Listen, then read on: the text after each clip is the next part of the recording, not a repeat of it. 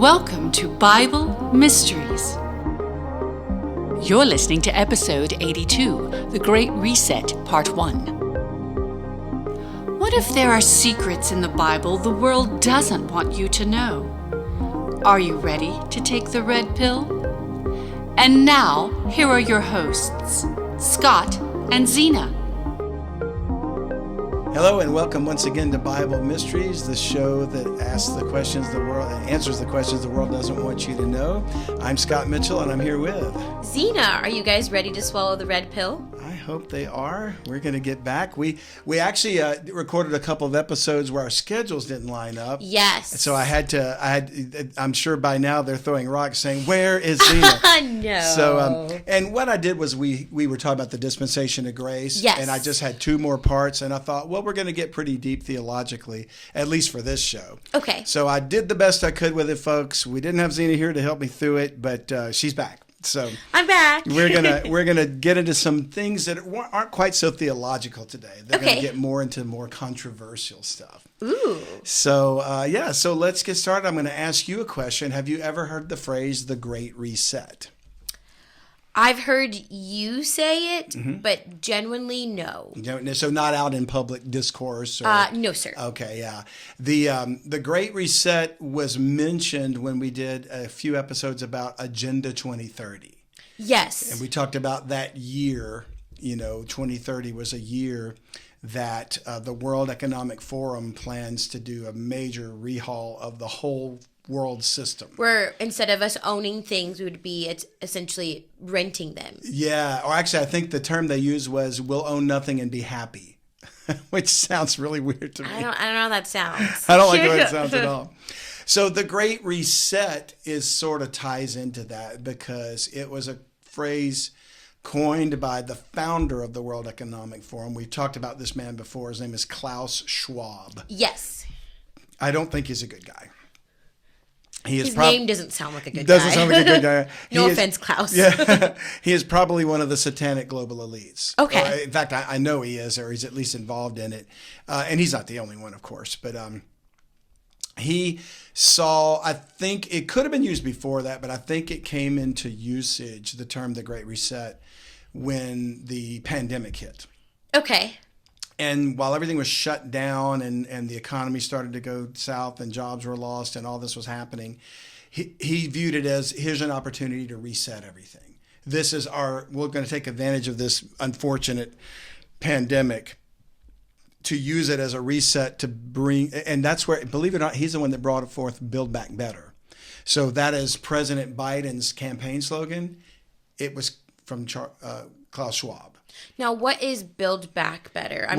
Break down the system. Okay. And we'll build it back better. Okay. Yeah. So a lot of people thought, if I recall, and I'm not exactly sure, but I think when Donald Trump was president, his slogan was "Make America Great Again." Yes. So it was kind of a play on that. I think a lot of people thought when Biden ran on Build Back Better, it was like, well, he screwed everything up, so we're going to do it better. Okay. But really, it was, I'm sure that was the intention that he wanted people to think, yeah, we're better than Trump, because every president thinks they're better than the last one. Yeah. But I think that most people don't know that it was actually a term that Klaus Schwab and the World Economic Forum was putting in vogue. And they were trying to say, as a result of resetting everything after COVID, we're going to build back better. Mm-hmm. And so the Great Reset is essentially an opportunity for the globalists to eliminate nations, eliminate the way things have already done. They want to eliminate capitalism. They want to eliminate private property ownership and all of that and bring about what I think is a resurgence of the Tower of Babel.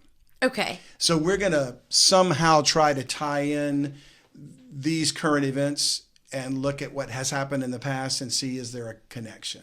Okay. Is there a parallel, So we're going to start with a passage of scripture we've read before because I always want to remind our listeners that you remember I've told us, our listeners, and we talked about this, that imagine a koi pond, right, yes, of the fish, and they're just giant goldfish in a pond.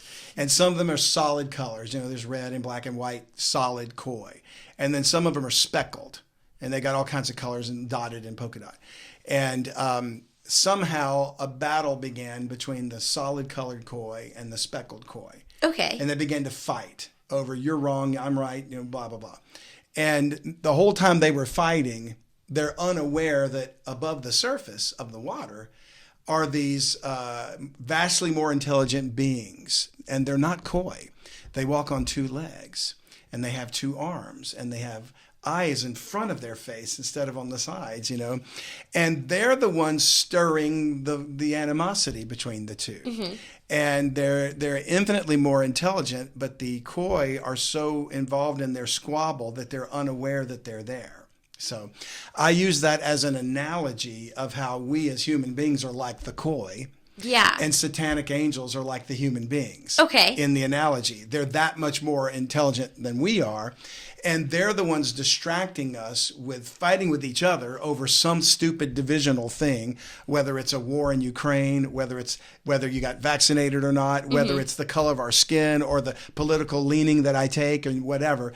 They're using that to pit us against each other. So it's like, pay no attention to that man behind the curtain. Yeah. They don't want us to see or know what they're really doing. And so the spiritual realm, for the most part, I would say, is ignored by humanity. Most people are looking for solutions politically or socially or whatever.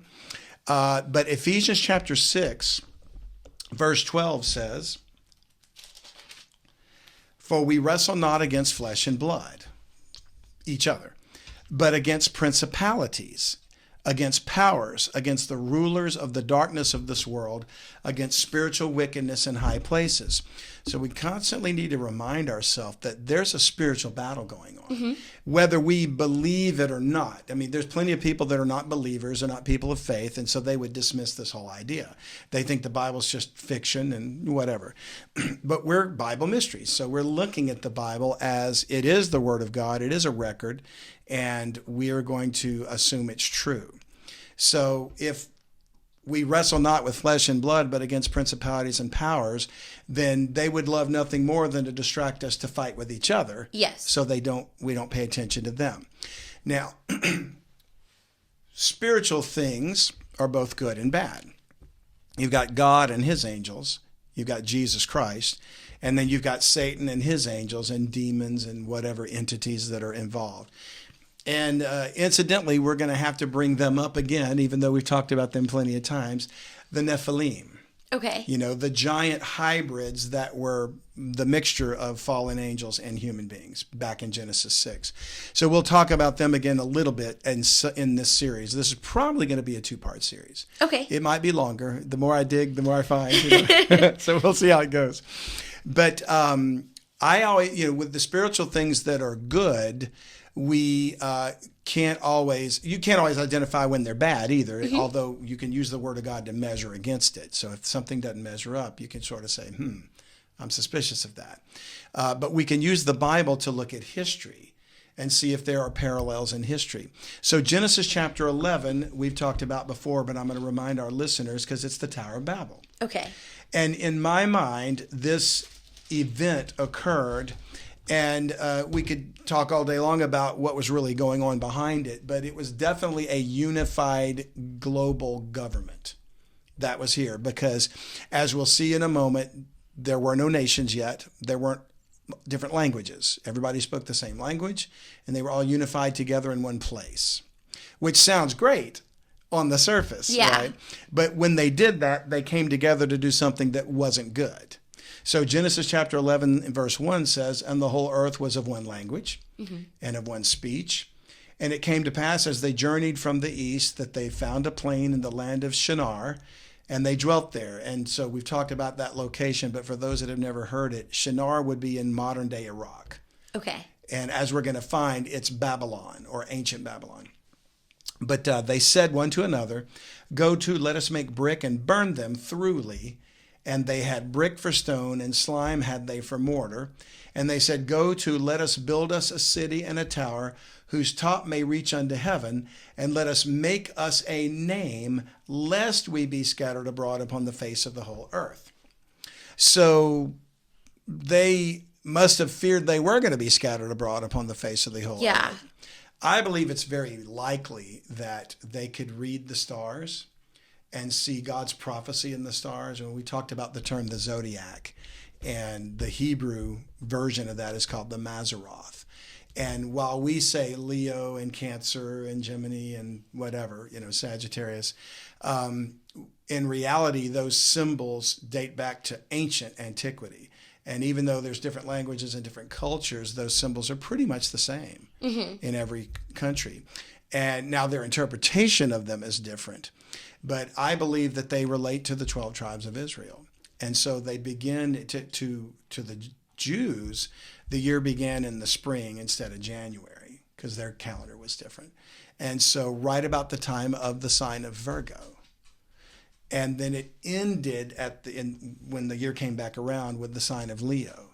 Okay. And according to the book The Witness of the Stars by E.W. Bullinger, it was a picture of the birth of Christ and the return of Christ. Okay. And then everything that happens in the signs in the year are prophetic foretelling of how God's redeeming his people through Christ and how he's vanquishing Satan, and on it goes. Yeah. Okay.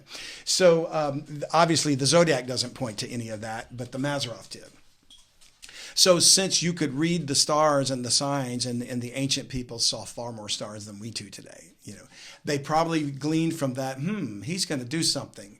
And we don't want that. Yeah. So they rebelled against God and they built this tower. We also talked in the past, and I know you'll remember this because it was pretty wild. We talked about Zena, that they were probably building a tower to say back to those fallen angels, hey, come back. Yeah. I do remember that. Remember talking about that? As if to say, we want that hidden knowledge, we want that secret, whatever, and we'll give you our daughters again or our wives. It seemed to be they were inviting the fallen angels to come back again. So I think we could use that event of the Tower of Babel, and we'll come back to it later, as a picture of the Great Reset. Okay. In a sense, to me, this whole globalization that's going on is another attempt to go back to the Tower of Babel. A one world government. You ever heard of that New World Order? No. One world government. You never heard those terms? No. Yeah. It's like if you live your life as a normal person, you're probably not going to hear these things. But if you decide I'm going to pay attention to the news, or I'm going to pay attention to whatever that's out there, you're going to run into those terms. And of course, you're going to go, what is that? What is it talking about? And so at that point, your interest will be piqued, But most people that are just living their lives and trying to do their jobs and whatever. That is me. and probably aren't aware of it, So I'm going to read some things, and we're putting show notes up now with the podcast so people can go back and read these notes. The Great Reset is the name of the 50th annual meeting of the World Economic Forum held in June of 2020. It brought together, and by the way, that's well into the COVID thing. Okay. But I think it was really almost January, February when we started thinking something was going on, of 2020. It brought together high-profile business and political leaders convened by the Prince of Wales, Charles, England, and the World Economic Forum with the theme of rebuilding society and the economy following the COVID-19 pandemic. And I'm reading this from nothing more than just a simple link at Wikipedia. So it's not like they're trying to hide this information. Anybody can go read this, So this was their plan. Now, on the surface, it doesn't seem that bad. No. It's like, we want to rebuild society, as if it needed rebuilding, Well, sure, there's plenty of societal problems. We've been dealing with them for years. Yeah. Centuries. Society has always dealt with poverty, with crime, with whatever, famine, hunger, things like that. But this idea of a utopia and pie in the sky will get rid of all of our problems is a little ambitious. Yeah. I think, we want those things to happen, and the Lord is going to make it happen one day. But are men going to be able to do it on their own?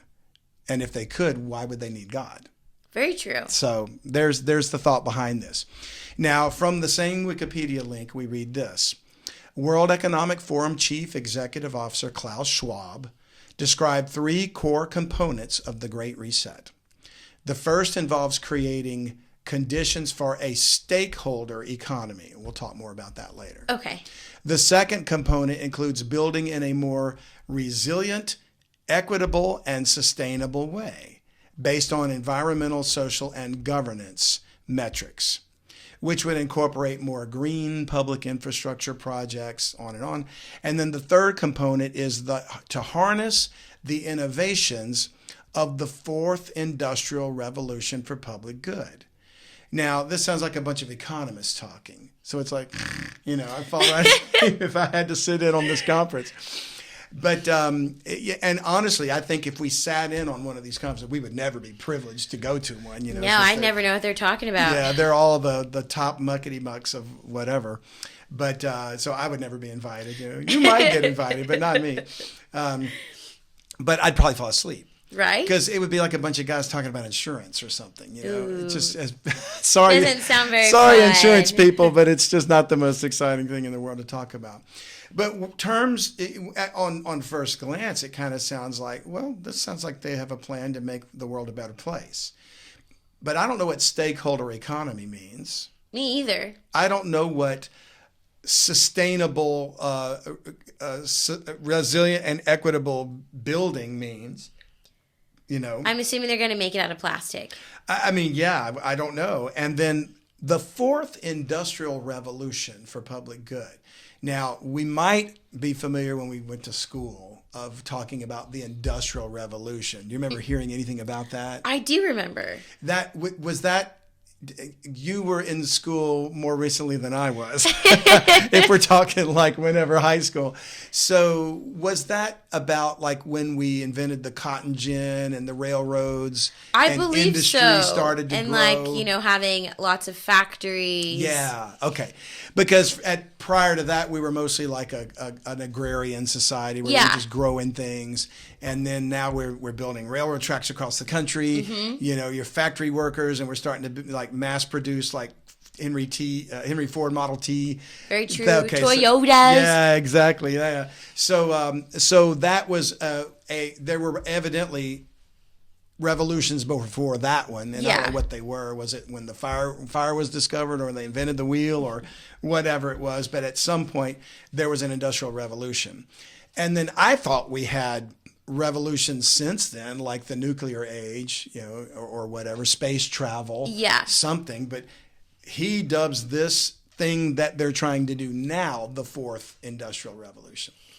So maybe some of those other things I mentioned were industrial revolutions, and there was 4 of them. Yeah. Or this is the 4th one. So what is the 4th industrial revolution? What would you think it would mean if you had to guess, comparing any of those other things we talked about, like the railroads and the factories, and now, what would you think that means? Oh, that's a good question. All I can think of is Elon Musk. Yeah. Is that bad? Like, I just think of technology being really big, and cars driving themselves, and us using a lot of like fossil fuel energy. Or getting away from it, maybe? Yeah. Yeah, okay. And I think that's fair. Right? Because I mean, there's nothing, like you said, there's nothing new under the sun. Yeah. But as we've progressed, I feel like we're in a more technology-based, if we're talking industrial revolution. And like, we're advancing very fast. Yeah. Kind of wicked scary fast, if you ask me. I agree. And as a matter of fact, I think you hit the nail right on the head.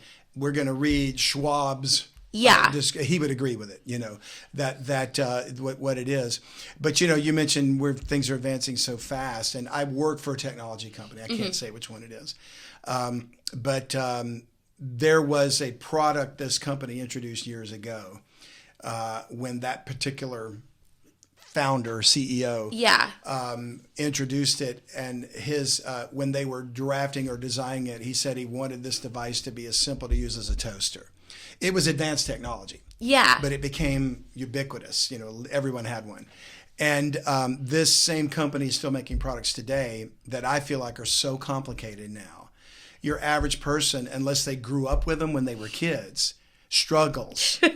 You know what I mean? Yeah. Imagine somebody who's 70. And trying to deal with one of these things. Oh, my goodness. My dad has the hard. He's not 70, but he's in his later 60s, and he does not know what he's doing half the time. Well, I'm just saying that I feel like all companies, not just this one that I work with, all companies are moving to far more complicated systems, and then they're getting rid of like phone support. Like there's one particular technology company, you can't get a human being on the phone if you have a problem. And that's what's, I feel like, is so annoying because, not dogging the robots out there, you guys do your thing, but it's nice to have someone who has like empathy and sympathy on the phone with you. That's not like, I can help you. Give me this. And then you give them everything and they're like... Chat bots. Yeah. And it's like, you're like, just give me a real person. Can't do that. And don't you love how you have to prove you're not a robot? Yes. When you go to their support sites. Yes. So wait a minute. I call for help and I get a robot. But if I want to go use your product, I have to prove I'm not a robot. Right? It's like, click the... lightning pole on this, and it's which one is a road? I'm like, all of them are roads. So robots can't figure out which one is a road, right? I'm like, if they can get into all of my information and tell me what I need to do to reroute this and reroute that, think they can figure out which one's a road, guys. So we talk about this, and I think we have legitimate criticism about technology. It's going to get worse. That's beautiful. It's not going to get better, So look at what he says. Another entry from Wikipedia. Okay. If you look up Fourth Industrial Revolution, the term has been used widely in scientific literature and was popularized by Klaus Schwab. That name. I know. In 2015, mind you, the World Economic Forum founder and executive chairman. So he was talking about this long before the Great Reset. I was talking about it when I graduated high school. Yeah. Wowzers. And they say a part of this phase of industrial change, the Fourth Revolution, is the joining of technologies like artificial intelligence, advanced robotics, and gene editing to blur the lines between the physical, digital, and biological worlds. Now, I don't know about you, Zena, but that's scary to me. Yeah, so you mentioned editing. Elon Musk. Yeah, that guy, not throwing any shit at Elon, but he's quite scary dude. Like, all of the things that he's come up with, I'm like... he's building a gigantic factory right up north of us. I saw that in Austin. I was like... It's huge. Who said yes? A bigger building. Well, he talks a lot about artificial intelligence. And how he's not the only one, but he's a very well-known, prominent, vocal proponent of it. Now, he warns of the dangers, too. Yeah. But he's very much advancing the very thing he claims is dangerous. I mean, I'm not surprised. Have you seen his kids' names? No. What are they? Oh, gosh. Like, he has one, I think, is like the whole alphabet. Oh, and really? Then there's some that have, like, I think his most recent child has a bunch of symbols and his name. Don't ask me how to pronounce them because they're not English. That reminds me of, there was a musician back in the 70s named Frank Zappa. And he named his kids Ahmet Rodin, and he named one of them Moon Unit. You know what? I would rather deal with those than robotic names. I forgot one. He also named one Dweezil. Yeah, Dweezil Zappa, who, by the way, is a phenomenal musician. Kudos to you, Dweezil. You've worn your name and you've worn it proudly. So. He was, and so was his dad Frank. He was a phenomenal musician too. So this thing is starting to sound like what the Bible warns about, where the human genome is going to be changed. And we've talked about the potential of maybe the mark of the beast changes you from being fully human to being part Nephilim. Well, maybe the way they're going to do that is through this gene editing and artificial intelligence. So would you say we're already doing that now with the Build-A-Baby? Definitely genetic editing and manipulation. That's definitely happening. I think it's been, I don't mean to sound like a crazy person, but I think alien abductions have been messing with that for decades, taking people, and what they do is they work on their reproductive organs, because I do think there's something to those abductions. I don't think they're just people dreaming. Yeah. And I would argue it's probably satanic, And in fact, I know it's satanic, but it's probably angels and not actually aliens doing it. And angels are corporeal beings. They're not just ghosts floating around. They can take on form. Yeah. So they could be in a spacecraft or beam you up or whatever it is they do, you know. So another website that I'll link in here makes a mention of this. They say that they quote Klaus Schwab. Okay. And so he said the world must act jointly together and swiftly to revamp all aspects of our societies and economies, from education to social contracts and working conditions. Every country from the United States to China must participate, and every industry from oil and gas to tech must be transformed.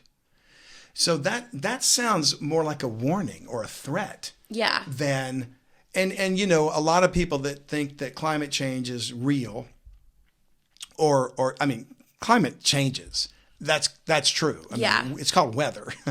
But are we on the verge of burning the world up? That I don't believe. They said that New York would be underwater by 2015.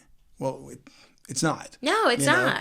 And all these people that claim that we've got to do something right away to save the planet keep buying property on Martha's Vineyard or some island somewhere or on the coast.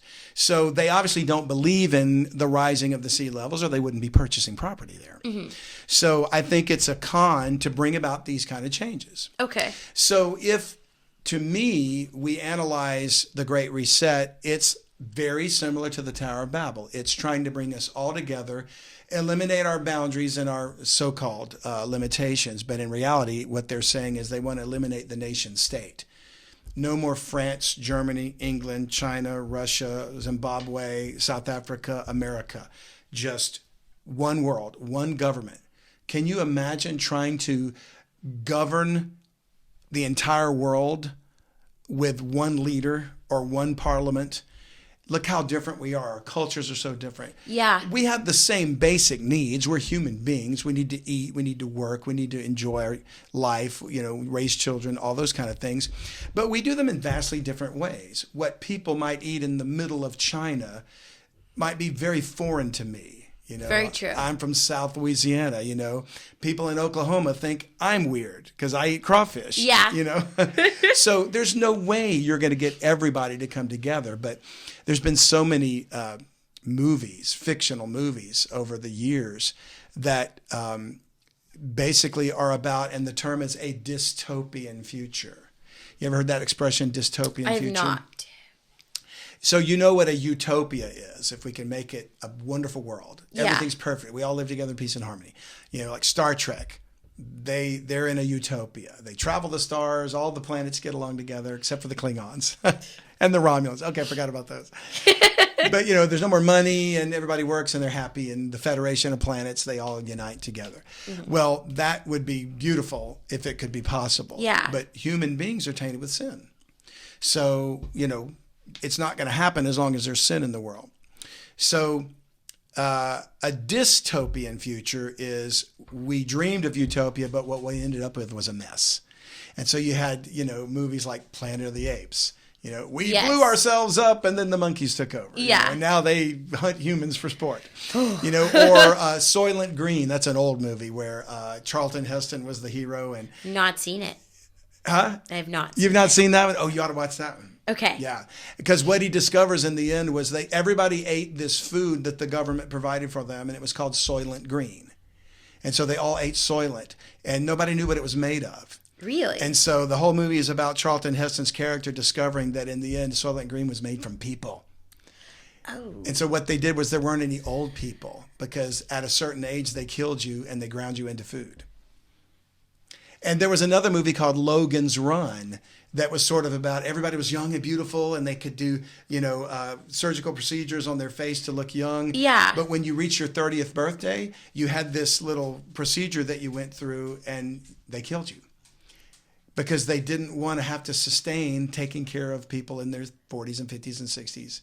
You know, so they got rid of welfare and all that stuff, you know. Wow. Or Social Security.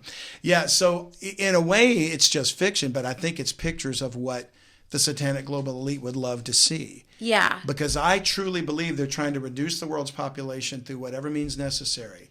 I think what might be going on in Ukraine and Russia right now is an attempt. And I don't know if it's just going to be a conventional war or a nuclear war. But the way our idiots seem to be working in this country and NATO is they're going to egg a nuclear war on, which is nobody wins. Yeah. You know? So, and I wouldn't put it past them because they're that stupid and arrogant to do it. So I'm praying it doesn't happen. But in a few weeks, we're going to do an episode called Gog and Magog Revisited, because we've done a 2-part series on that before. Yeah.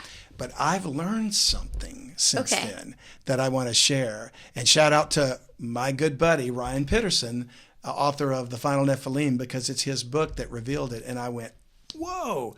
It was like, I have been trying to figure that out for years. Yeah. And the Lord showed it to him. So he wrote about it. So we're going to come back and talk about that. So let's go back for a moment, Zena, and go back to visit the Tower of Babel. And you'll remember the story, but for the sake of our listeners, we're going to finish the story. So they were building this tower to reach unto heaven, sort of a unified global governance. And by the way, the guy in charge of this whole thing was a man named Nimrod. Remember that guy? Yes, I do. So verse 5, the Lord came down to see the city and the tower which the children of men builded. Now, we've said this before. We build skyscrapers. Yes. Bigger than probably anything they were doing at the time. Yeah. We don't know that, but I'm certain it wasn't like the Sears Tower or the World Trade Center. Well, God didn't come down to stop that. You know, even though some planes blew into the World Trade Center. They did. But in Dubai right now, which is in the Middle East, there's structures taller than that. Oh my goodness. It's insane. Yeah, I really want to go visit. Yeah, I've heard it's amazing, you know. Well, so whatever this was, it's not because it was so tall. God said, that's too tall. We're going to have to stop that. Yeah. There was something sinister going on. Okay. So it's a discussion we've had before. I won't get into it. But the Lord said, behold, the people is one, and they have all one language. And this they begin to do, and now nothing will be restrained from them which they have imagined to do. So if nothing would be restrained that you can imagine to do, you must have some awesome power. Yeah. Which tells me that what they were trying to tap into was that secret wisdom that the angels had, that they were willing to trade or sell, you know. Go to, God says, let us go down and there confound their language. The us would have to be him and his angels, that they may not understand one another's speech. So the Lord scattered them abroad from thence upon the face of the earth, and they left off to build the city. Therefore is the name of it called Babel, because the Lord did there confound the language of all the earth, and from thence did the Lord scatter them abroad upon the face of all the earth. So the very term Babel, which if you say, what is this babbler saying? It's like he's just blah, blah, blah, you know, talking confusing language. Okay. Well, if you start speaking suddenly a language I didn't know, it would seem like Babel to me, and I would seem like Babel to you. So Babylon was the city that came from that, Babel. And Babylon became a whole region, and there was even an empire later. Well, Babel was a part of history, and it shows up again in the end of Right, because time. It's Babylon is like the equivalent to Jerusalem. Right, apostate Jerusalem. Okay. That's right. There's a Jerusalem of God, and then there's a satanically controlled Jerusalem, right? So that's right. And it will feature in the time of the Antichrist because she's called Mystery Babylon. And she's actually called the mother of harlots. So there's a connection to a sexual practice of idolatry with that city. Okay. Now, before we go to Mystery Babylon, and assuming we have time to do it, when men did this and God scattered them abroad, like I said, he came down, he got God's attention, and he said, we need to stop this. So he scattered them abroad. And when he did that, Paul writes in the book of Romans something about this. He doesn't refer to the Tower of Babel, but he refers to what the attitude of humanity was at that time. Yeah. And what we learn is that, since Nimrod was the guy in charge, and his name literally means rebel, okay, and since it was a picture of humanity rebelling against God, and apparently trying to go back and do what was done back in Genesis 6, which we'll talk about later, the Apostle Paul wrote that the reason God did this was because of this rebellion. So in Romans chapter 1 and verse 18, we read, "For the wrath of God, which is coming, is revealed from heaven against all ungodliness and unrighteousness of men who hold the truth in unrighteousness." Now, the wrath of God in the past on the earth fell during the flood of Noah. And we know that that was because of those angels and the giants that were their children. So when God pours his wrath out on the whole planet, it's because something really bad happened. So I believe that the Tower of Babel was a unification to try to make that happen again. And God said, I'm not going to let them do that again. Because he already promised he wouldn't flood the earth again. So, and then when he does bring his wrath, the one Paul's talking about, it's not going to be with water, but fire. So you're going to burn everything up. So what Paul here is saying is God's wrath is coming, and it's going to be on all ungodliness and unrighteousness.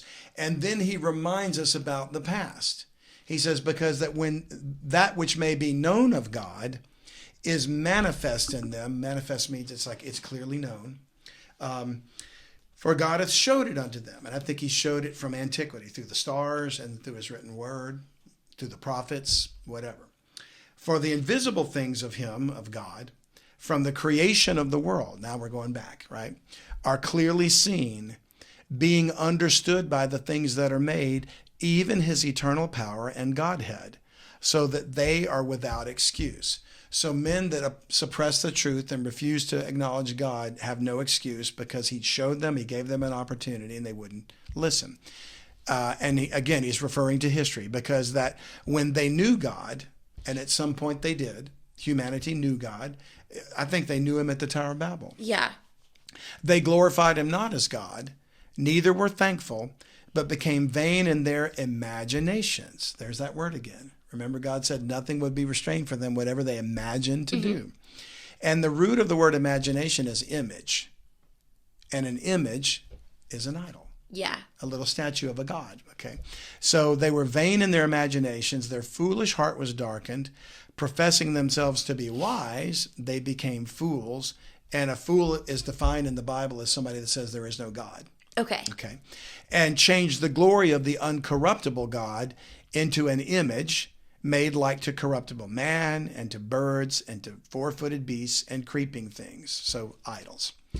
Wherefore, because of this, God also gave them up to uncleanness through the lusts of their own hearts, to dishonor their own bodies between themselves, who changed the truth of God into a lie, and worshipped and served the creature more than the Creator, who is blessed forever. Amen. And who they worshipped and served, the creature, was Lucifer.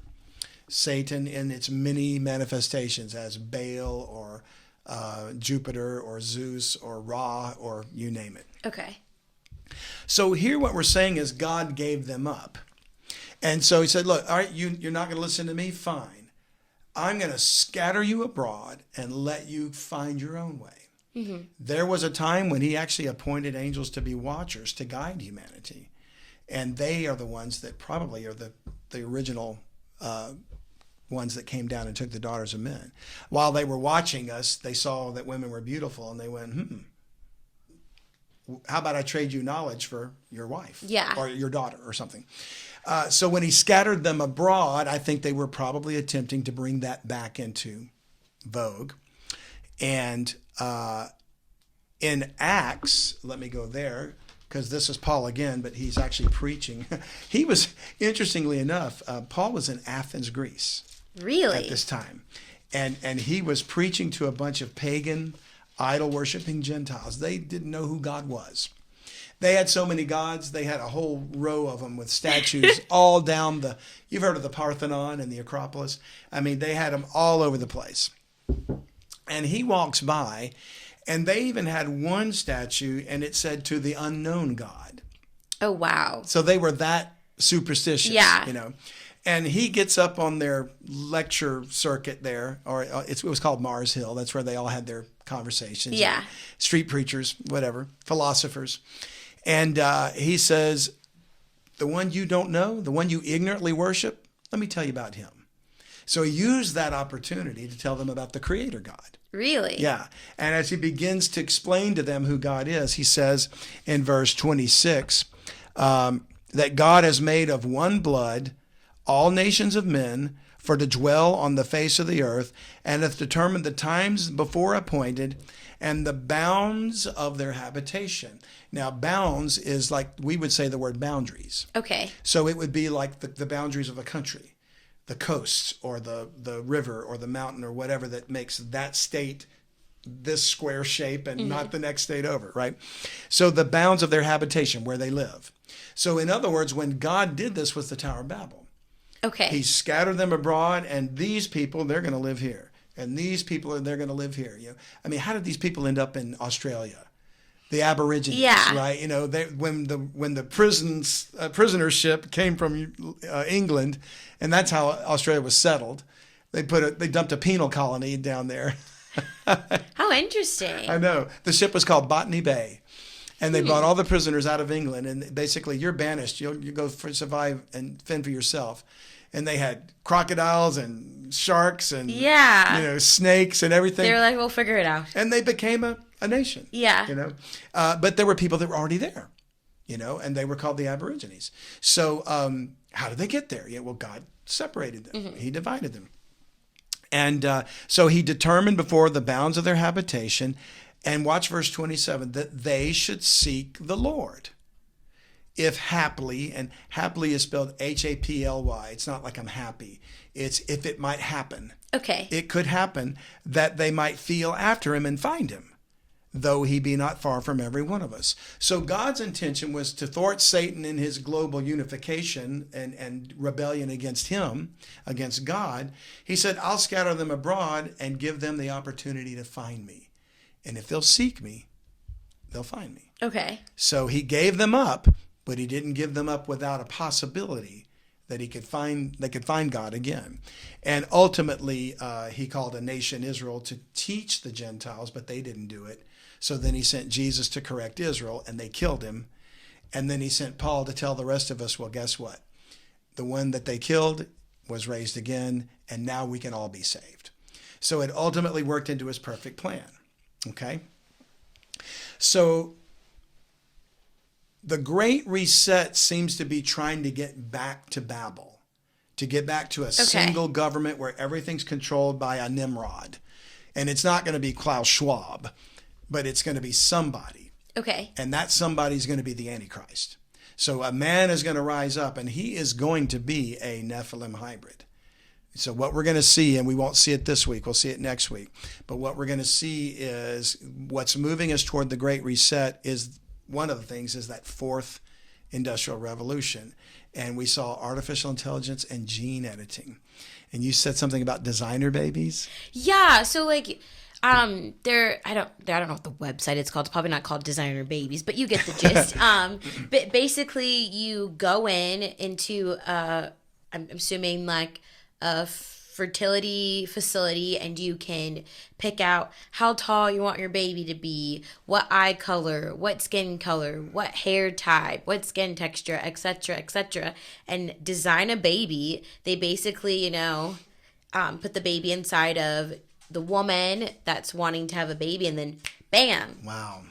That's very much like Logan's Run and those dystopian future movies.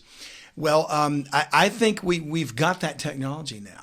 And if we've got that kind of power and the understanding of genes and genetics, then what do you think angels know about genes and genetics?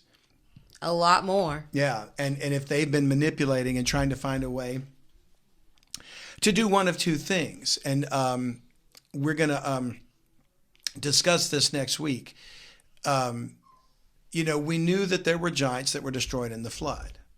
Yes. The giants were the offspring of angels and humans, so they were hybrids. Okay. Well, giants showed up later after the flood too. Yeah, the Canaanites. That's right. Exactly. So there were among the Canaanites, there were people like Goliath and Og of Bashan, and they were huge. Mm-hmm. They may not have been as big as the original Nephilim, but they were still giants, and therefore they were hybrids. And we've discussed that they might have come through the lineage of Ham's wife, and maybe she had some latent genes. So, the children of Israel were used to destroy them when they settled the land. But does that mean that they were only there and nowhere else in the world? There's been skeletons found all over the world. Yeah. So I would think that giants might have migrated too. Mm-hmm. And if they did, the genes are still in the human race somewhere. For sure. I mean, I was going to ask you, do you think, men that are like 7 foot, almost 8 foot tall, do you think that they probably have some giant genes in It's them? a possibility. I mean, as much as I love Shaquille O'Neal, and I just think That's he's a big guy. Coolest guy, but he's gigantic. Interestingly enough, there was a man who's recorded as one of the tallest men that ever lived in history, in modern history. Yeah. And he's something like 8 feet or 9 feet tall, or close to it. Yes. And he was a British guy. Yes. Now, he wasn't an athletic, muscular man like Shaq is. But I've seen a picture of Shaq standing next to his wax museum image. Yeah. And he comes up to his waist. That guy's... I wonder where I would come up to. Maybe like his kneecaps. Like I would come up to Shaquille's waist. Yeah. And I'm only 6 foot, but I mean, I would be like right under. He could rest his like, elbow hey on there, my head. Pastor. And then he looked that way to this guy. Yeah. Now that guy, I don't know if he was a giant, but they claim he had a condition called gigantism, which is a genetic thing, a genetic disorder. So that begs the question: are all Nephilim giants? Could they be normal size and look like humans, but still be on the taller side? Or tall, and maybe not just tall. Maybe there's other physical characteristics that seem to distinguish them. Big feet. Yeah, it could be that. Could it be, there's one author that seems to think that there's a particular features of giants that, I think the word is polydactyly, 6 fingers on each hand. Ooh. 6 toes. Sometimes they tend to lean towards having red hair, which is not to say that every ginger is a giant. Oh my gosh, guys, get the gingers. I'm sorry. And there's other attributes that they've done research about. But bottom line is they could look just like any of us and not even be necessarily tall, maybe just tall but not gigantic. But it's what's inside them, spiritually and psychologically, that really identifies them, their character traits. And what we can see and what we might learn about some is that historically the giants were oppressive, dominating, murderous, violent things. We're going to get back to the world that was in their reign. So sociopath, psychopath, and narcissistic people in other are words, giants. Politicians, corporate leaders, all of the above. I mean, you can't trust him, folks. So is it possible the world is still controlled by the Nephilim and we just don't know it? I'm definitely not a Nephilim. Yeah. I know you're not. You're 5'3"? 5'0". 5'0". Okay. So we can rule that right out. So right, yeah, don't suspect Xena. She's a warrior princess, but she's not a Nimrod. Nope, not I. So in closing, let's do this. We mentioned the Tower of Babel and what became Babylon. And then we mentioned Mystery Babylon. So let's read that passage to see something about that, and we'll give a little teaser of what's coming next time. Okay. So Revelation 17 describes Mystery Babylon. We've looked at this before, but I want to read something specific about it. So it's verse 3. So he carried me away, the angel takes John, in the spirit into the wilderness. And I saw a woman sit on a scarlet-colored beast, full of names of blasphemy, having 7 heads and 10 horns. The beast, not the woman. Okay. And the woman was arrayed in purple and scarlet color, and decked with gold and precious stones and pearls, having a golden cup in her hand, full of abominations and filthiness of her fornication. Fornication is a sexual practice to worship idols. And upon her forehead was a name written, Mystery, Babylon the Great, the mother of harlots and abominations of the earth. So it sort of implies all the way back to ancient Babylon. But it's future. It's modern. Yeah. And I saw the woman drunken with the blood of the saints and with the blood of the martyrs of Jesus when I saw her, and I wondered with great admiration. So the woman, we'll find out, is a city. And as we discussed, I believe it's apostate Jerusalem. Okay. As a matter of fact, when you look at all of the riches that she has, and it's described in, I want to say maybe chapter 18. Yeah. In chapter 18, the merchants weep when she's destroyed. Because became a financial center. I think Jerusalem is going to become the financial center of the Great Reset. Okay. Something's happening right now that's going to move it from like New York and London to Israel. And when you look at the merchandise, and it's listed gold, silver, precious stones, pearls, fine linen, purple and silk, scarlet, and all Thyine wood, and all manner of vessels of ivory, vessels of most precious wood, brass, iron, marble, cinnamon, odors of ointments, and frankincense, and wine, and oil. And when you read all that, you think, well, yeah, I get the gold and the silver. Yeah. But cinnamon? Frankincense? Yeah. But you know what all of those are descriptive of? The original temple. The temple worship of God's temple. Everything listed here was what Moses was required to put together for the tabernacle. Okay, so these weren't like offers. Well, they are offers. So what it's indicating is this is pointing to Jerusalem. Okay. Because Jerusalem is where the temple has to be. So all these riches that come in are going to, not only she's going to be a financial center, but the temple's going to be rebuilt.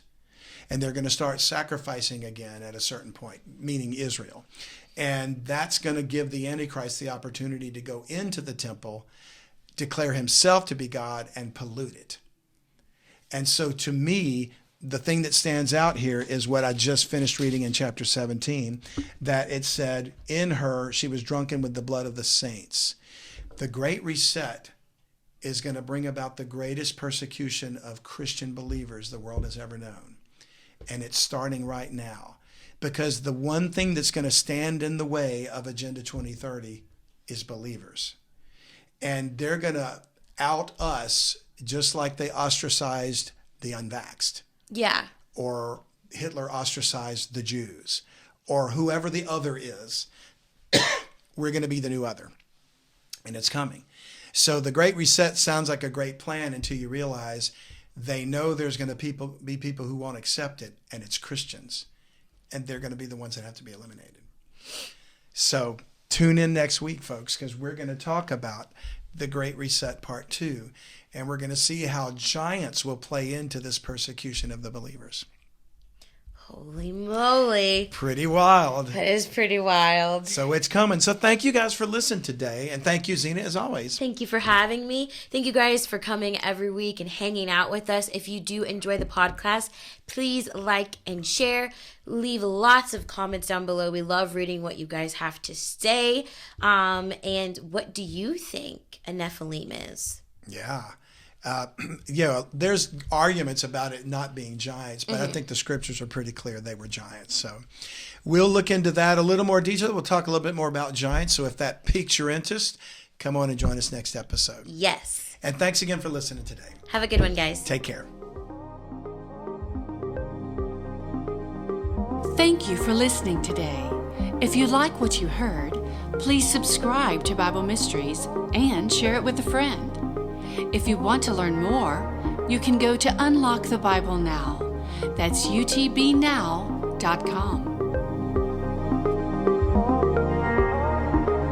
Hi, I'm Zena with Bible Mysteries. If you're enjoying the podcast and YouTube videos, please consider making a donation to support us. Your tax-deductible donations can be made through Unlock the Bible Now at utbnow.com. Thank you for your support.